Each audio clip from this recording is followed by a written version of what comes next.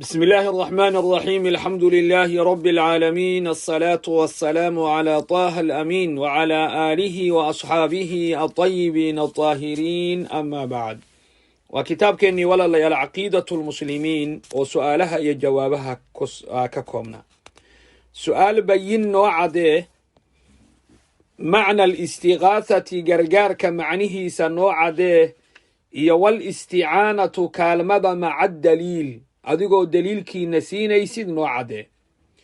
jawaab al-istigaathatu gargaarka hiya ayadu dalabu lgawth gargaar oo la dalbo weeye cinda dayqi ciriiriga agtiisa. walisticaanatu kaalmaduna acamu waa ka caamsan tahay wa ashmalu waa ka guda weyn tahay, bimacnaa waa kasii macnaheedu waa kasii weyn tahay baa loola jeedaa.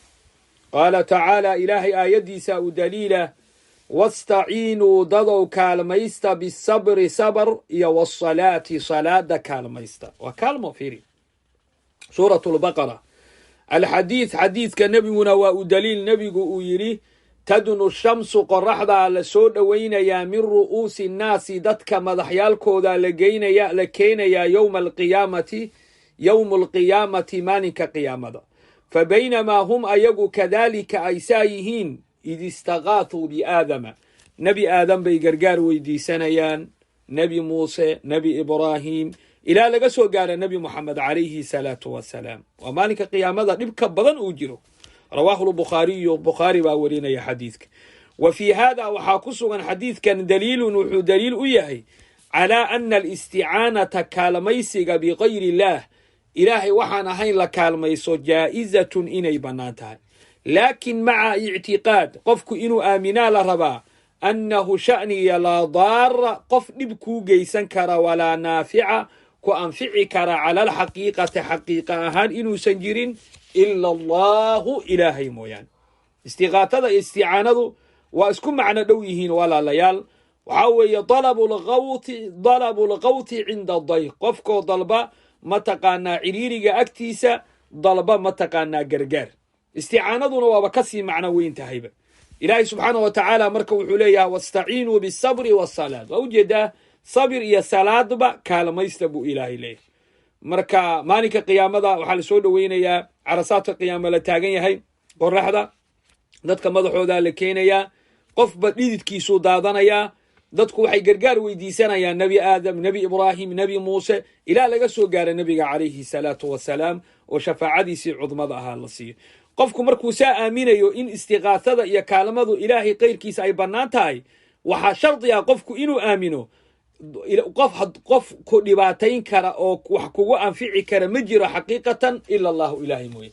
laakiin istiqaathadan iyo gargaarkan waa sabab iyo musabab iyo xaqiiqa kala jira, sidaasaa loola jeedaa walaalayaal. bayin noo cadee macna alistiqaatha gargaarka macnihiisa noo cadeeya walisticaanatu kaalmada maca adaliili adigoo daliilkii aad raacinaysid. jawaab alistiqaathatu gargaarku hiya talabu lgawth gargaar oo la dalbo weeye cinda dayq ciriiriga agtiisa. walisticaanatu kaalmaduna acamu wa ashmal ayadaa kasii guda weyn. qaala tacaala ilaahay aayadiisa u daliila wastaciinuu bisabri wasalaad tadow kaalmaysta sabir iyo salaad. suuratu lbaqara xadiidka nebiga u daliila nebigu calayhi salaatu wasalaam uu yidhi tadnu shamsu qoraxdaa lasoo dhoweynayaa min ru'uusi nnaasi dadka madaxooda la keenayaa maalinka yowma alqiyaamati maalinka qiyaamada. fabaynamaa hum kadalika ay saa ku sugan yihiin istagaathuu biaadama. rawaahu lbukhaariyu. aadam bay gargaar ka dalbayaan. wa fii hada xadiidkan daliilun wuxuu daliil u yahay calaa ana alisticaanata kaalmaysigu bigayri illah ilaahay waxaan ahayn la kaalmaysto jaa'izatun inay bannaan tahay, laakin maca ictiqaadin qofku inuu aamina annahu sha'niya laa daara qofku dhibaatayn kara inuusan jirin walaa naafica wax kugu anfici kara cala alxaqiiqati xaqiiqa ahaan ila allahu ilaahay mooye.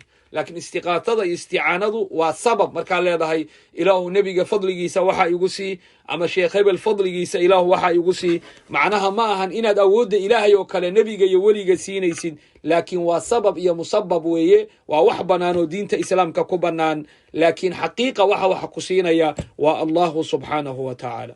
baaraka allahu fiikum wajazaakum allahu khayran وأحسن الله إليكم والسلام عليكم ورحمة الله وبركاته.